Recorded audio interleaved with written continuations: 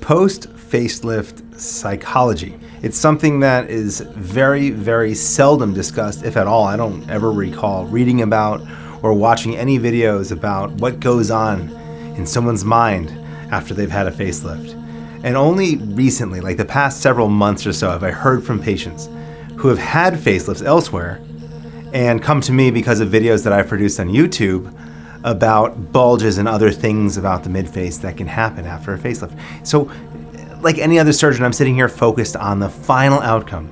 But so seldom do we actually recognize what is happening in the immediate post-operative period. And that can have tremendous impacts on the psyche of somebody who is undergoing a facelift. So I want to spend the next 5 minutes or so to talk about what is normal after a facelift and what you might expect to go through psychologically.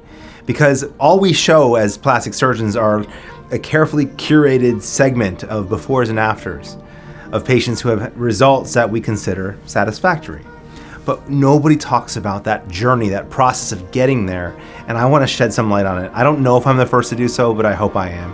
And I want to thank a few of my patients for bringing up the idea of this video. It's going to help a lot of people, I'm sure, so don't be shy. Send it to somebody who's going to have a facelift soon, or maybe somebody who is going through the trenches.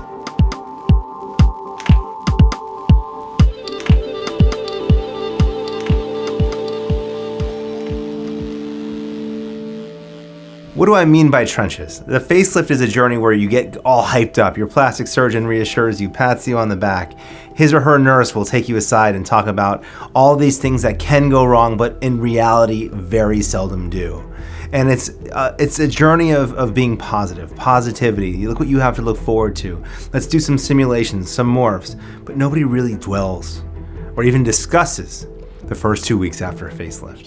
Why do I say the first 2 weeks? The first 2 weeks after the facelift are the scariest 2 weeks. You look the scariest, things are the most tenuous, and it's the point in time where that instant gratification that you were hoping for reveals its ugly head as being kind of the opposite. You go in looking normal, looking for a slight improvement, and you come out looking, I don't want to say, swollen and scary looking, but yeah, pretty much that. And so what happens to people? What are people thinking about in that period? I've never had a facelift, but I had buccal fat pad removal about 6 months ago, not even that long ago. And after surgery, I was freaking out. I couldn't move my right upper lip, and I would look in the mirror and I'd talk, and I would be angry and resentful. And that is just a microcosm, I'm sure, of what my patients go through and anybody's patients go through after facelift surgery. We have talked a lot about the facelift, and specifically the deep plane facelift, which takes a leading role in my practice.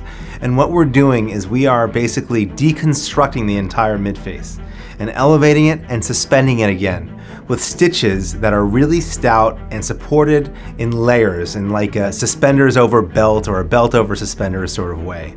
And when we do that, we're creating unnatural furrows and load-bearing zones that really do most of their work in the lateral aspect of the face. We're also doing fat grafting. We're also putting scars on skin that never had scars before, not to mention the pain and the swelling that you might experience. So it is unusual, but possible after a facelift to sustain skin loss, to sustain nerve weakness or permanent nerve injury, and to sustain either results that are too drastic or not drastic enough for you. But during that first 2 weeks, what you're gonna see if you encounter any of these issues are usually swelling and nerve weakness.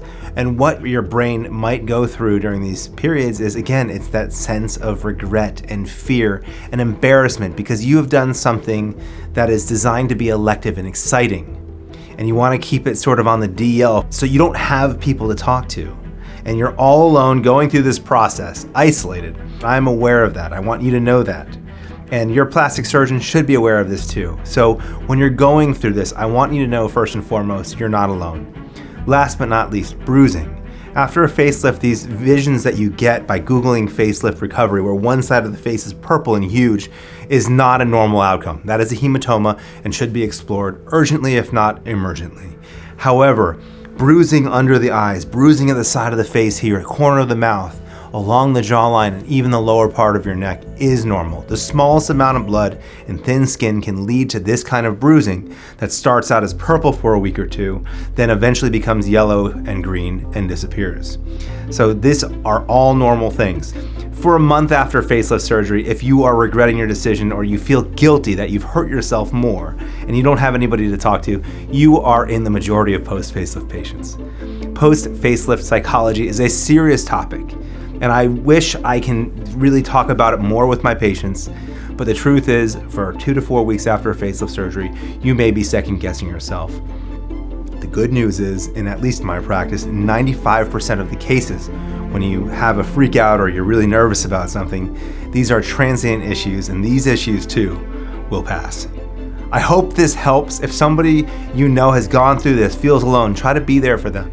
If you are in this situation yourself and you're my patient, please do reach out to me or my nurse. And if you've had surgery with another plastic surgeon or you've gone abroad, please find somebody available to talk to you about this. Most of these issues are transient. Most of these issues are anticipated, and you are surely going to have a great outcome. I hope this helps. Have a great day. Take care.